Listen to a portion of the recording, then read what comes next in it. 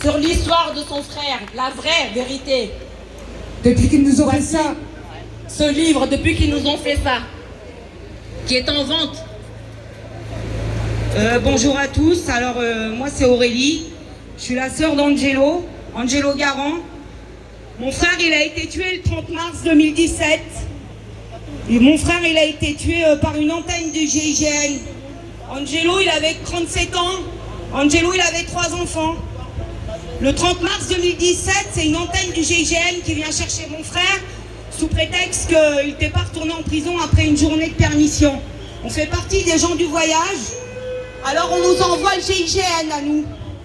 Et là, c'est une équipe du GIGN qui débarque. Mon frère, il se cache.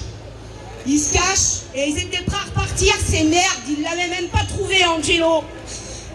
Et dans cette remise, Angelo, il a fait un petit bruit. Et là, on a 5 hommes du GIGN qui se précipitent et qui mettent 5 balles visées dans les organes vitaux de mon frère. Il y avait ma famille sur place, ils n'ont rien vu mais ils ont tout entendu. Il n'y a pas eu de sommation, ils ont abattu mon frère comme un chien. C'est rien d'autre qu'une exécution le 30 mars 2017. Depuis, on se bat, depuis on lutte avec toutes les autres familles. On s'est constitué partie civile, on a demandé justice. Parce qu'aujourd'hui on est là, aujourd'hui c'est parce qu'on veut la justice. Parce qu'on veut des procès.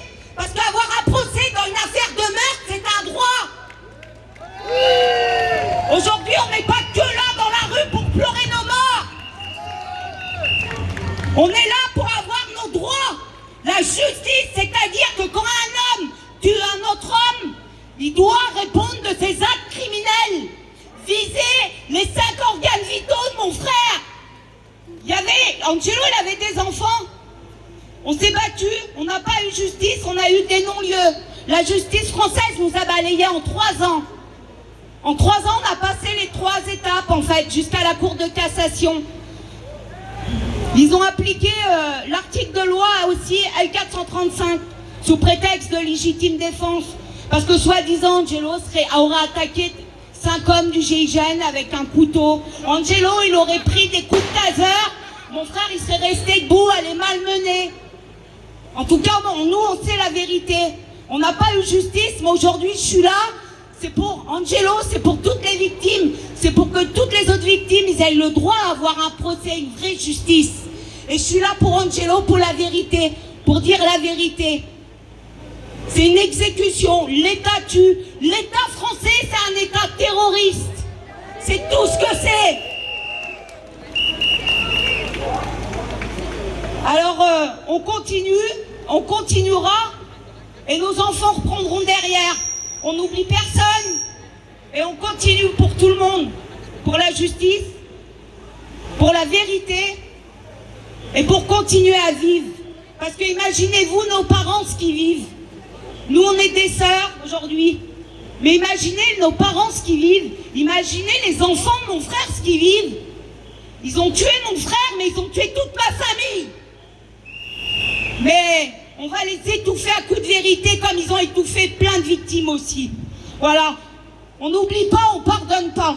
Angelo, on n'oublie pas, on pardonne pas.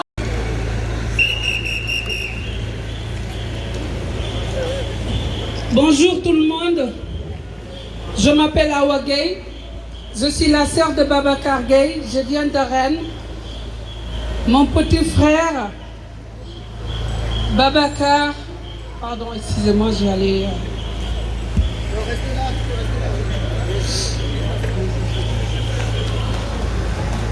Aujourd'hui, c'est aussi la journée de la marche, les réseaux entre-aides, entre nous, les familles endeuillées, parce que c'est important pour moi, je viens comme chaque année.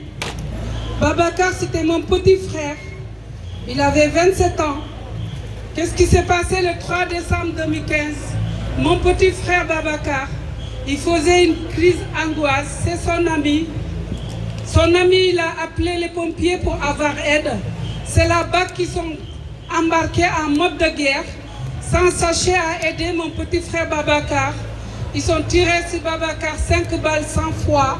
sans cesser les aider. Ils ont détruit les preuves matérielles qui sont gardées dans les scellés pour que je ne veux pas savoir qu'est-ce qui s'est passé. Et je sais que les scellés, ils restent longtemps, mais ils ont détruit ça. Soi-disant, c'est une erreur parce qu'ils ont fait une tri d'anciens scellés et ce n'est pas normal. Mon frère, le jour-là, il a besoin d'aide, il n'a pas besoin de la BAC. Il a besoin du soutien des pompiers qui sont arrivés en première. Mais non, ces 8 polices de la BAC, ils ne sont pas cessés à aider mon frère qui se mutilait avec un couteau de table qui ne peut pas percer un gilet par balle. Ils sont tiré sur mon frère 5 balles 100 fois. Mon frère, il a reçu 5 balles en haut de son corps et une balle dans les fesses gauche. Depuis 7 ans, cette année, j'arrête pas de me battre, de lutter pour mon petit frère Babacar. Bien sûr, je ne veux pas parler sans penser ce qui se passe mon pays aujourd'hui aussi au Sénégal. Par rapport à Macky Sall, le président qui est là actuel, moi je ne suis pas Macky Sall, je ne suis pas à Sonko, mais je suis Babacar. Moi je suis Babacar. Donc, au Sénégal, les présidents ils sont corrompus par l'État français. Au Sénégal, c'est à cause de là-bas. Aujourd'hui, la France, elle est devenue la France. C'est les tirailleurs sénégalais qui sont battus contre les Allemands. Contre tous les pays qui sont luttés contre la France, c'est nous qui sommes battus. On essaie, nous, mais on nous écrase, on nous tue comme des mouches. Là, aujourd'hui, l'État Sénégal, Macky Sall, il n'arrête pas de tirer sur les gens là-bas. Hier, il y a 3 morts.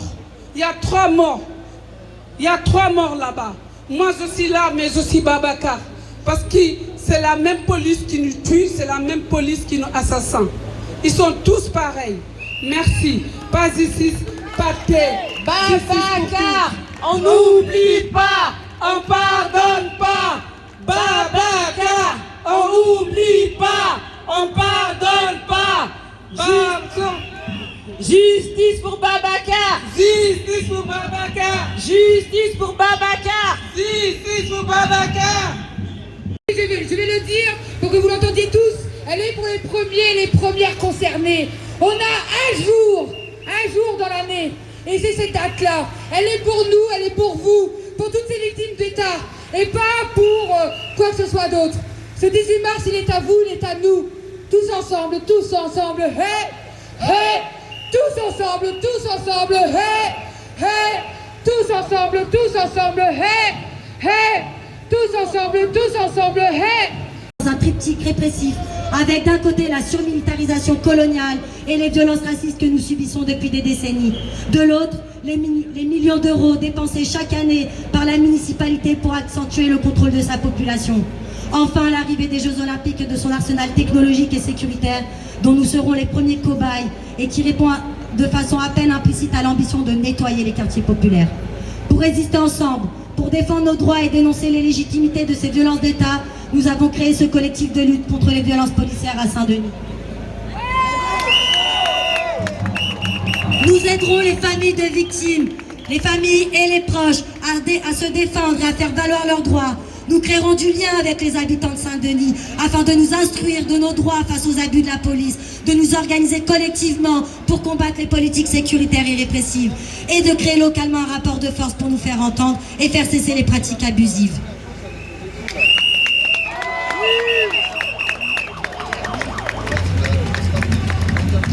Nous devons nous organiser pour faire en sorte que leur violence ne reste pas impunie.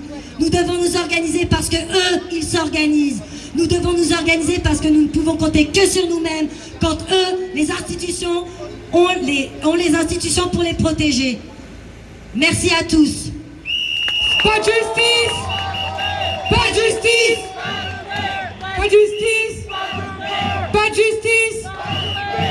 Je me fais la porte-voix de Séraphine, la maman de Myriam. Bonjour, je suis la maman de Myriam. Myriam, petite fille qui a reçu une balle de LBD de la police en plein crâne, le 4 avril 2020. à l'âge de 5 ans seulement, à Chanteloup-les-Vignes, alors qu'elle se baladait avec son père et sa sœur. Myriam, petite fille, qui à la suite de ce tir a eu une fracture du crâne avec opération en urgence, pronostic vital engagé, 3 jours de coma, 1 mois d'hospitalisation. Myriam, petite fille, qui a été classée sans suite par Madame la procureure de Versailles, 1 an après. Et tout cela malgré un ADN masculin trouvé sur la balle, mais qu'elle n'a pas voulu exploiter. Myriam, petite fille, qui aujourd'hui sera suivie jusqu'à l'âge adulte, qui aura des séquelles à vie, qui doit prendre un traitement anti-épileptique, qui est constamment fatiguée, qui a des difficultés scolaires dues à sa fracture. Myriam, petite fille, à qui on a détruit la vie et qu'on ne considère pas comme il se doit, notamment par la justice. Pour défendre la dignité de notre petite Myriam, nous sommes portés partie civile. À ce jour, 2 juges ont été désignés et nous attendons une date pour une audition. Nous irons jusqu'au bout pour elle. Nous ne lâcherons rien. Nous avons besoin de vous, de votre soutien, pour que ces policiers soient condamnés, pour que notre fille, vos filles, vos nièces, vos petites sœurs ou vous-même puissent un jour avoir justice. Stop aux impunités. Stop aux violences policières. Justice pour toutes les victimes de l'État.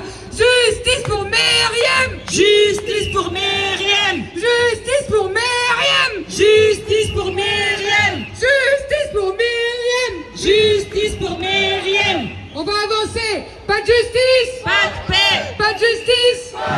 On va être rejoints par des travailleurs en lutte qui aujourd'hui subissent plus que jamais la répression. Ils sont en cortège et ils essaient de nous rejoindre. C'était juste une annonce pour vous dire qu'on est très soutenus et qu'il va y avoir du monde qui va se raccrocher à cette manif. On y va.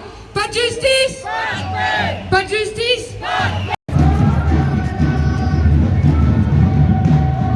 Bonjour à tous.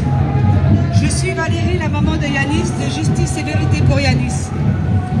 Dans la nuit du 14 au 15 avril 2021, mon fils a eu un accident sur l'autoroute de la 1 à Saint-Denis après avoir été pourchassé par la police. 21 mois après, personne ne m'a contacté, ni même convoqué, pour me dire dans quelles circonstances s'est passé l'accident. Moi et mes enfants sommes dans le flou et remettons en question la thèse présentée par la police le lendemain de l'accident dans la presse. Plongé dans le coma, mon fils s'est battu pour sa vie durant 49 jours. Le 3 juin 2021, il nous a quittés des suites de ses blessures. Le 4 juin 2021, nous avons fait un repas commémoratif en hommage à Yanis. Ce jour de deuil a fini en guerre.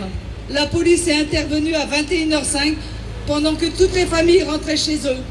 Nous avons été victimes de tirs de LBD et de grenades de désencerclement.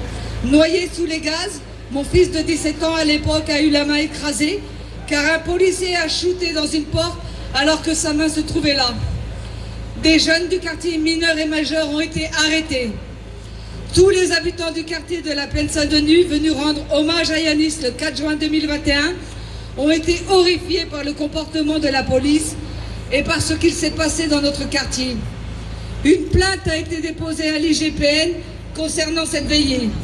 Concernant l'affaire de l'accident provoqué par la poursuite abusive, la justice m'a laissé sans réponse pendant 700 jours, soit presque 2 ans, des délais trop longs pour les victimes, pour les familles de victimes.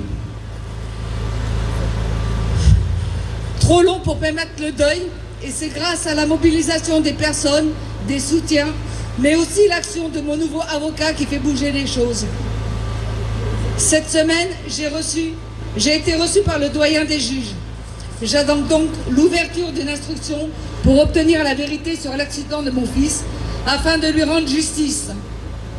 Je remercie le réseau de toute l'aide qu'ils m'ont apportée, tous les collectifs, toutes les familles de violences policières et tout le quartier de la Plaine Saint-Denis pour leur soutien que justice et vérité soient faites pour tous. Justice pour Yanis. Justice pour Yanis. Justice